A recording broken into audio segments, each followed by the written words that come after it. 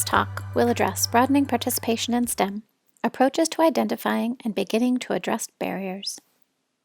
Before diving into the main content of today's talk, let me introduce the CAISE team. Jamie Bell is the project director and principal investigator. My name is Sasha Palmquist. I'm the senior manager of community. Shannon Sullivan is our project manager. We are all based in Washington, D.C. at the Association of Science and Technology Centers. Kevin Crowley, Cecilia Garibay, and Martin Storksteek are co-principal investigators on this project. CAISE is the Center for Advancement of Informal Science Education. We are the resource center for the National Science Foundation's Advancing Informal STEM Learning Program. This resource center curates a repository of over 8,400 resources that can be found on informalscience.org. These resources include research papers, project spotlights and evaluations, and conference proceedings. In addition, CAISE facilitates task forces on evaluation and measurement, broadening participation in STEM, and research and practice.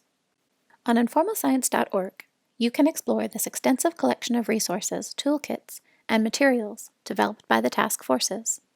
You can also access the contents of peer-reviewed journals stored in EBSCO databases on informal science education and science communication.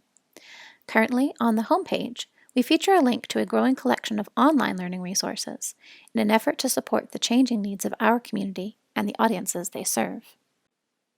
With that overview of the work of CAISE, now let's turn to the specific efforts of the Broadening Participation Task Force. The Broadening Participation Task Force includes experts from both informal science education and science communication fields. The task force members and leadership team, listed here, work together to develop the resources and tools I will be discussing. One of the initiatives that the task force addressed was identifying common obstacles for broadening participation efforts. 4 key obstacles emerged. Definitions. Establishing a shared understanding of what counts as STEM is critical to supporting approaches to broadening participation.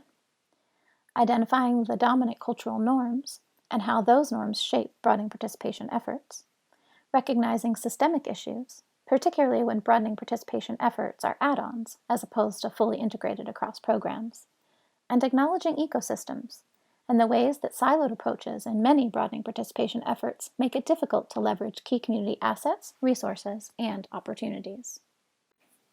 With these obstacles in mind, the task force produced a toolkit designed to begin addressing these challenges. The toolkit includes a report focused on broadening perspectives on broadening participation in STEM, a summary for stakeholders, and a conversation guide that includes 11 briefs, each a 2-page document with discussion questions, recommendations for action, and further reading. Taken together, these resources map current and needed efforts toward broadening participation and provide tools to support groups and organizations engaged in this important work.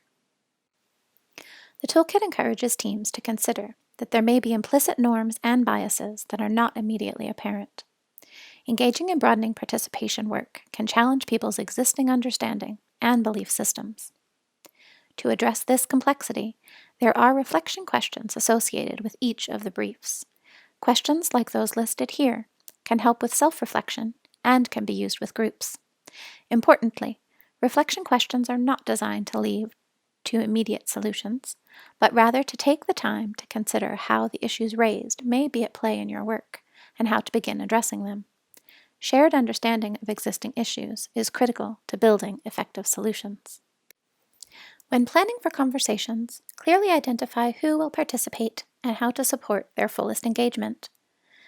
It can help to start where people are most empowered to talk, and then move into areas that are more challenging. In order to support this, plan for a series of discussions.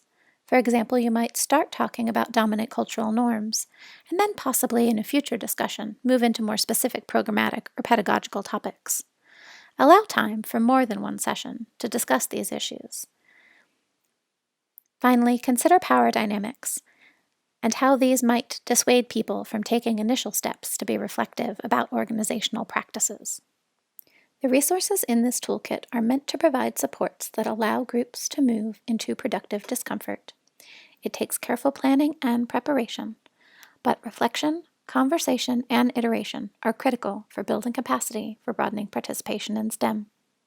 Engagement over time is necessary to generate authentic solutions across the fields in which we work. Thank you for listening. I look forward to continuing to learn with you.